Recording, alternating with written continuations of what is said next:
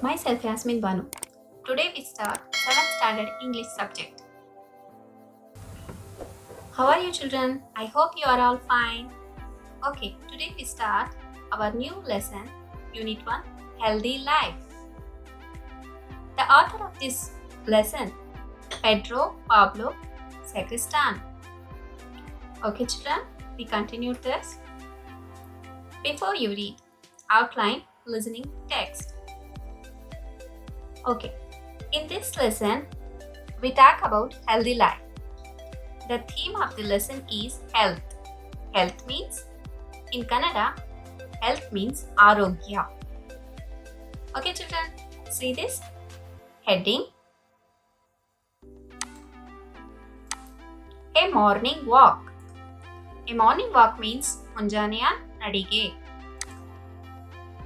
The teacher reads the outline relating to a morning walk.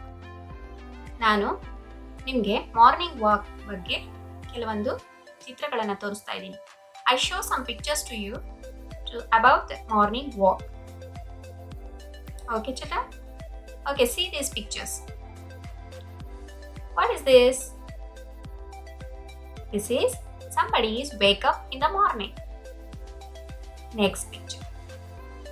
There is some children running. Two children are running there.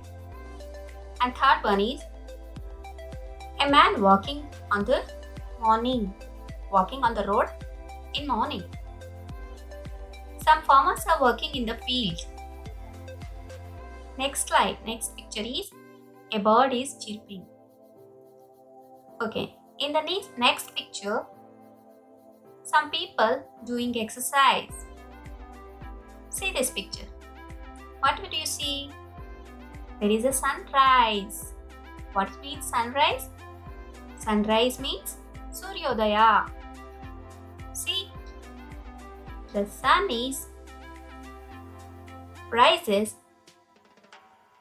behind the tree. Next picture. It shows a healthy boy. Okay? See this circle. In your textbook, you see this. I explained this circle to you about morning walk. Okay? Morning walk. ಮುಂಜಾನೆಯ ನಡಿಗೆ ಅಂತ ಹೇಳಿದ್ದೀನಲ್ಲ? Okay, understand this. Related to picture, this circle is goes on. Wake up early and walk. ಬೆಳಿಗ್ಗೆ ಮುಂಜಾನೆ ಎದ್ದು ನೀವೇನು ಮಾಡಬೇಕು? ಓಡಾಡಬೇಕು. ಎದ್ದು ಅಡಿಗೆಯನ್ನು ಮಾಡಬೇಕು. ವಾಕಿಂಗ್ ಮಾಡಬೇಕು ಅನ್ನೋದನ್ನು ಇದನ್ನು ತಿಳಿಸ್ಕೊಡುತ್ತೆ. A morning dew. Next one is morning dew freshness in the air. ಬೆಳಿಗ್ಗೆ ಹೊತ್ತು ನೀವು ನೋಡಿರ್ಬೋದು ಇಬ್ಬನಿ. ಡ್ಯೂ ಮೀನ್ಸ್ ಇಬ್ಬನಿ. ಇಬ್ಬನಿ ಹೇಗೆ ಬೀಳ್ತಾ ಇರುತ್ತೆ ಎಲೆಗಳ ಮೇಲೆ, ಅದನ್ನು ನೋಡಿದಾಗ ಎಷ್ಟು ಸಂತೋಷ ಅನ್ಸುತ್ತೆ ಅಲ್ವಾ? So like that the morning dew. ಆ ಇಬ್ಬನಿ ಮತ್ತೆ ಗಾಳಿಯಲ್ಲಿ ಒಂದು ಫ್ರೆಶ್ನೆಸ್, ಒಂದು ಹಿತಕರವಾದ ಒಂದು ಅನುಭವ ನಮ್ಗಾಗುತ್ತೆ. ಅದನ್ನು ನೀವೆಲ್ಲರೂ ಫೀಲ್ ಮಾಡಬೇಕು. ಸೊ ಆದ್ರಿಂದನೇ ಮುಂಜಾನೆ ಹೇಳ್ಬೇಕು. Okay, next come to the next point. Beside a river calm and cool. ನದಿಯ ದಡದಲ್ಲಿ ಎಷ್ಟು ಶಾಂತವಾಗಿರುತ್ತೆ ಮತ್ತು ತಂಪಾಗಿರುತ್ತೆ ಅನ್ನೋದನ್ನ ಹೇಳ್ತಾ ಇದೆ ಇದು. Next, farmers working, birds chirping. ಹೊಲ ಗದ್ದೆಗಳಲ್ಲಿ ಫಾರ್ಮರ್ಸ್ ಅಂದರೆ ರೈತರು ಕೆಲಸ ಮಾಡ್ತಾ ಇರ್ತಾರೆ. ಮತ್ತೆ ಬರ್ಡ್ಸ್ ಚಿರ್ಪಿಂಗ್, ಹಕ್ಕಿಗಳ ಚಿಲಿಪಿಲಿಯನ್ನು ನಾವು ಕೇಳ್ತಾ ಇರ್ತೇವೆ. People doing exercise. It's related to next picture. People doing exercise ಅಂದರೆ ಜನರು ವ್ಯಾಯಾಮವನ್ನ ಮಾಡ್ತಾ ಇದ್ದಾರೆ. Come back to sunrise. ಅದಾದ ನಂತರ ನಾವು ಮತ್ತೆ ಸನ್ರೈಸ್ ಆಗುವಂತಹ ಒಂದು ಸ್ಥಳಕ್ಕೆ ಹೋಗಿದ್ದೇವೆ.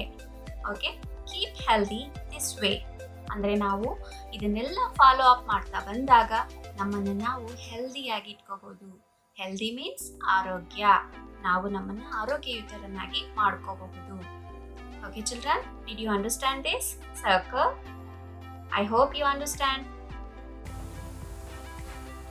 Let us start step 2. Look at the picture and the outline. With the teacher's help, prepare a passage and write it. You can start the paragraph like this.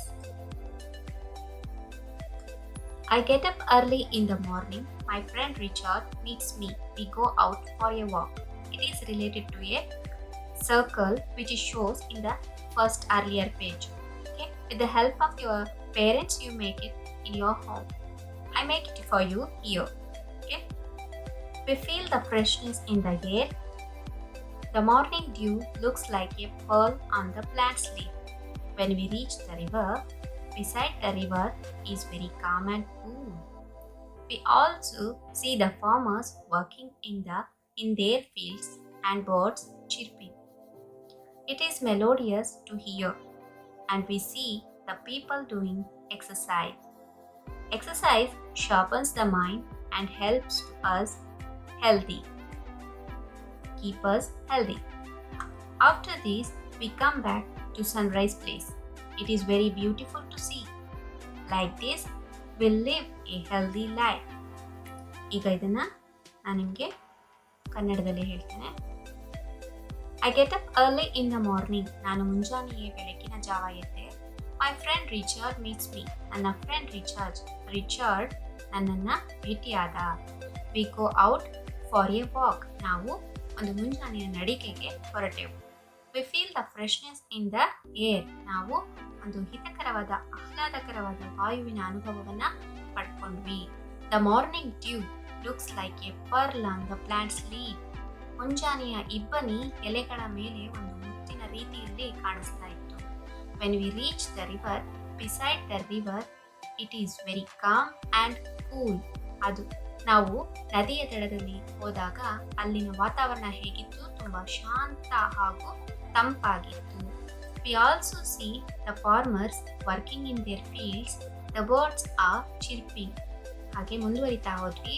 ಅಲ್ಲಿ ಕೆಲವು ರೈತರು ಕಾಣಿಸಿದ್ರು. ಅವರು ತಮ್ಮ ಹೊಲಗಳಲ್ಲಿ ಕೆಲಸ ಮಾಡ್ತಾ ಇದ್ರು ಮತ್ತು ಅಲ್ಲಿ ಹಕ್ಕಿಗಳ ಒಂದು ಚಿಲಿಪಿಲಿ ಶಬ್ದ ಕೂಡ ಕೇಳಿಸ್ತಾ ಇತ್ತು. It is very melodious to hear. ಅದು ನಮಗೆ ಕೇಳಿಸ್ಕೊಳ್ಳಲಿಕ್ಕೆ ತುಂಬಾ ಇಂಪಾಗಿತ್ತು. And we see the people doing exercise. ಮತ್ತು ಕೆಲವು ಜನರು ವ್ಯಾಯಾಮವನ್ನು ಮಾಡ್ತಾ ಇರೋದನ್ನ ಕೂಡ ನಾವು ನೋಡಿದ್ವಿ. Exercise sharpens the mind and helps to keep us healthy. ವ್ಯಾಯಾಮ ಮಾಡೋದು ನಮ್ಮ ಒಂದು ಮನಸ್ಸು ಮತ್ತು ದೇಹವನ್ನು ಏನು ಮಾಡುತ್ತೆ, ಆರೋಗ್ಯಯುತವಾಗಿರಿಸಿರುತ್ತೆ. After this we come back to sunrise place. ಇದಾದ ನಂತರ ನಾವು ಮತ್ತೆ ಸೂರ್ಯೋದಯ ಆಗ್ತಾ ಇರುವಂತಹ ಒಂದು ಸ್ಥಳಕ್ಕೆ ಬಂದ್ವಿ. It is very beautiful to see. ಅದು ನೋಡೋದಕ್ಕೆ ತುಂಬಾ ಸುಂದರವಾಗಿತ್ತು. Like this way we live a healthy life. ಈ ರೀತಿಯಾಗಿ ನಾವು ನಮ್ಮ ಜೀವನವನ್ನ ಆರೋಗ್ಯಯುತ ಜೀವನವನ್ನಾಗಿ ಮಾಡಬಹುದು. ಅರ್ಥ ಆಯ್ತಾ ಮಕ್ಕಳೇ? Are you understand? You see the sunrise in your life. ಯಾವತ್ತಾದ್ರೂ ಒಂದಿನ ನೀವು ಕೂಡ ಸನ್ರೈಸ್ ಅನ್ನು ನೋಡೇ ಇರ್ತೀರಾ. It is very beautiful. ತುಂಬಾ ಸುಂದರವಾಗಿರುತ್ತೆ ಅಂತ ಅನುಭವವನ್ನ ಪಡ್ಕೊಳ್ಳೇಬೇಕು ಮಕ್ಕಳೇ. Okay, let us continue. Healthy life. We complete our introduction to the lesson about health. ಆರೋಗ್ಯದ ಬಗ್ಗೆ ನಾವು ನಮ್ಮ ಒಂದು ಇಂಟ್ರೊಡಕ್ಷನ್ ಅನ್ನು ಕೊಟ್ಟಾಗಿದೆ. ಈಗ ನಾವು ನಮ್ಮ ಒಂದು ಲೆಸನ್ಗೆ ಬರೋಣ. ಹೆಲ್ದಿ ಲೈಫ್ ಅಂದ್ರೆ ಆರೋಗ್ಯಯುತ ಜೀವನ. The author of this lesson is Pedro Pablo Sacristan. Okay, I read the lesson. You listen carefully.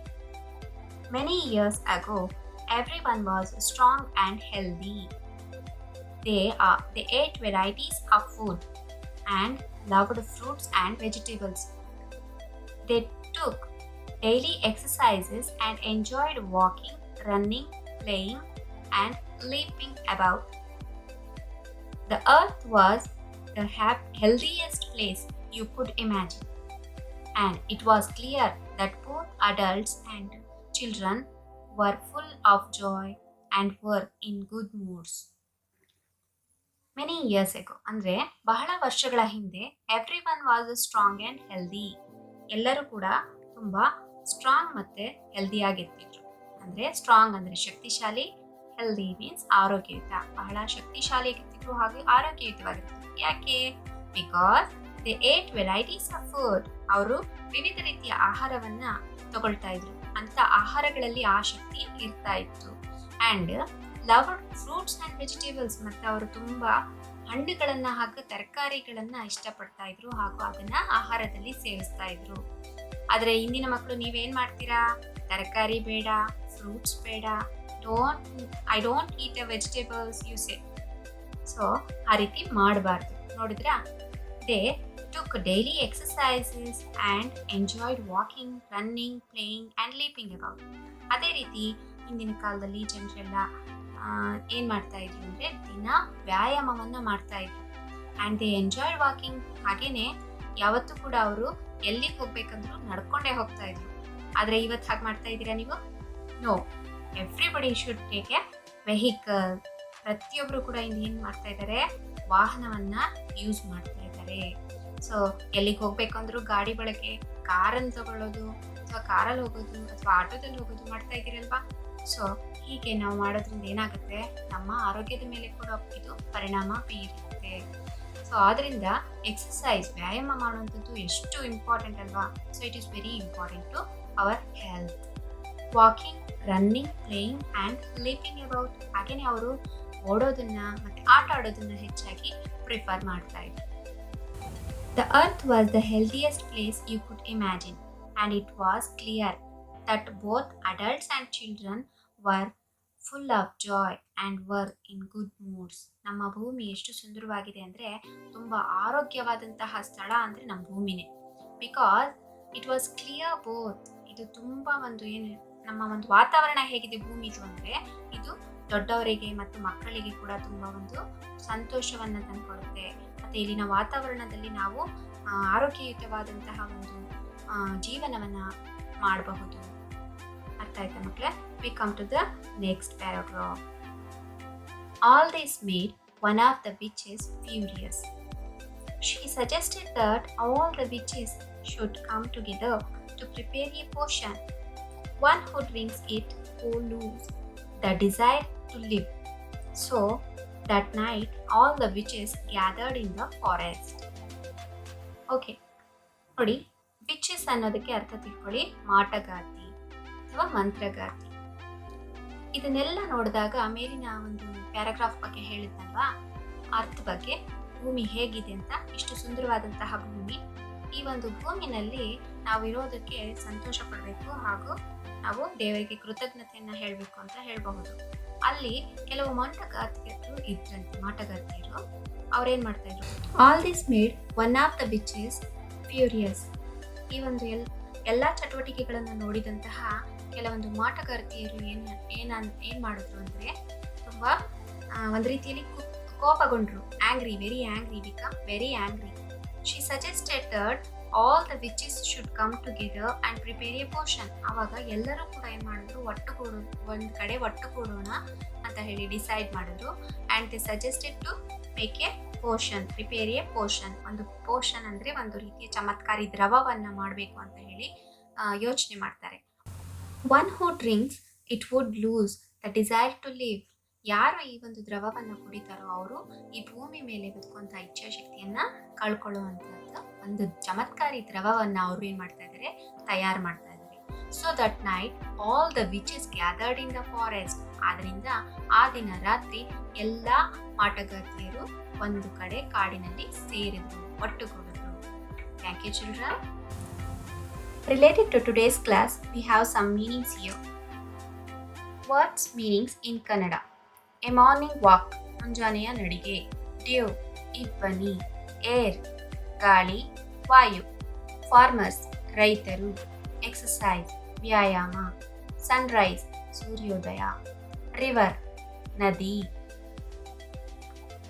Witch, ಮಾಟಗಾರ್ತಿ. Strong, ಶಕ್ತಿಶಾಲಿ. Varieties, ವಿವಿಧ ರೀತಿಯ. ಪೋಷನ್, ಚಮತ್ಕಾರಿ ದ್ರವ. ಅಟರಿಂಗ್, ಹೇಳುವುದು. ಎಕ್ಸ್ಪ್ಲೋಷನ್, ಸ್ಫೋಟ. Thank you children. Read and revise this class.